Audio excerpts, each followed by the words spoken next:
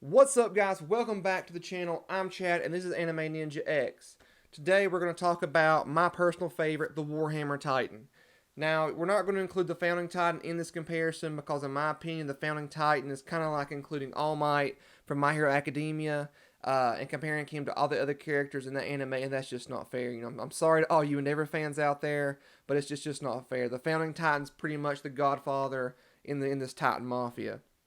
So in terms of sheer offense, none of the other Titans can really compare to the offensive capabilities of the Ninth Titan, the Warhammer. If the Founding Titan is the king on a chessboard, in my opinion, the Warhammer is pretty much the queen as far as offensive capabilities go. I think kind of Ditto from Pokemon on steroids. Um, Now we're seeing early on that in the anime that the Tybur family has possession of the ninth and final Titan. However, we are kind of left to guess which member of the family holds its power. Now, since a shifter typically dies after 13 years, if they're able to make it that long, it would not really make sense for the head of the household, Willie Tybur. He's the face of the family to have that. You kind of want to keep him around for as long as possible since he's the face that the public really sees. We're actually given insight that his sister is pretty much a background character in most of the anime. Actually has possession of the Warhammer Titan.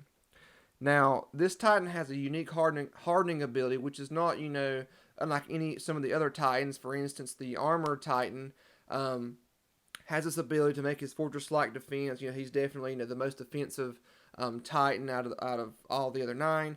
But the Warhammer kind of adds some special sauce into the mix and can kind of take that a step further, in my opinion. And on a side note, this Titan also looks the coolest. In my opinion, it has like a very old school medieval knight kind of look.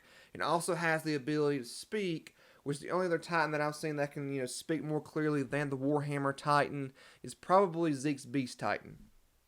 Now, the Warhammer Titan can pretty much create any kind of weapon that it chooses and can kind of, control the size and shape of the object and wield it with pretty much ease. It's pretty cool to, to see the very first time we see the Warhammer Titan fight in the anime that it makes a massive, Warhammer and actually uses that to smack Aaron around a little bit and, pay homage to its name. Now, this ability is not limited to close range weapons. You see in the anime, I believe he makes the hammer. It does a trident ability, but this capability or power that it has can actually branch out into mid and long range attacks.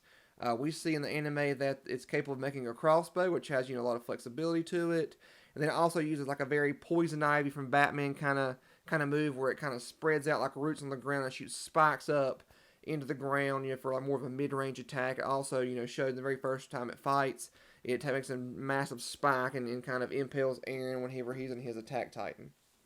Now, my favorite ability of the Warhammer Titan is probably the ability to control the Titan without having to be in the nape of the Titan's neck. We've seen in the anime that one of the main weaknesses is that the user has to be, or the shooter has to be in the nape of the neck.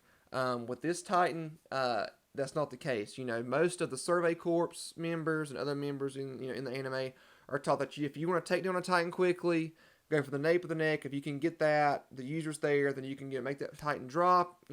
It's pretty much game over. With this Titan, however, it does not have to be in the nape of the neck. It actually can make a crystal-like shield, which we actually see in the very very early on with Annie whenever she gets into that crystal-like Saiyan pod that can't be broken. Now, unlike Annie in that pod, though, the user of the Warhammer Titan is able to have full control. You can see in the anime, she's able to move and blink and everything like that. And Aaron tries as hard as he can, but he can't crush the crystal-like structure that she's in. Now, if you kind of you can kind of look at that as a strength to be able to not be in the nape of the neck and control the Titan from a distance and not have to be in any kind of real danger up close. But you can also use that as a weakness because if you think back to those old school toys back in the day, those old robot toys that had the controller with the cable to it. What happened when your dog chewed the cable? It didn't work. So we can actually see, Aaron finds out later on that this is a weakness that he wants to exploit. He's able to break the crystal away from the cable, and then the robot kind of, not robot, the Titan kind of loses, its power. It kind of sinks down and is not able to fight anymore. The only other true weakness of this Titan is that it takes in a massive amount of stamina to create these weapons. So earlier, I said that it's up to the imagination. If you want to create a trident, a spear, whatever you want to create, you're able to do that. but that does take a tremendous amount of energy. So if you're all the time using that ability and creating all these things, you can see in the anime that the Warhammer Titan becomes very fatigued very early on. You know, in some of the battles in the anime and the manga, these battles last hours. You know, with the Warhammer Titan, you can't go balls to the wall out of the gate and start making all this stuff because you're going to fatigue. You know, unless you think 100% sure that you can end the battle in like 15 to 20 minutes, then you probably should pace yourself as far as creating some of these weapons that you do, because if you fatigue, you are most definitely going to lose. And probably gas out. But that's pretty much my take on the Warhammer Titan. I think it is the strongest Titan offensively in the series, besides, of course, the Founding Titan, which we're going to kind of shove to the side. Just because it can, it's up to the user. They can make whatever they want to make and use that as a weapon. Every Titan does have its weaknesses, as I described earlier. But in my opinion, the Warhammer Titan's pretty much the queen on the chessboard.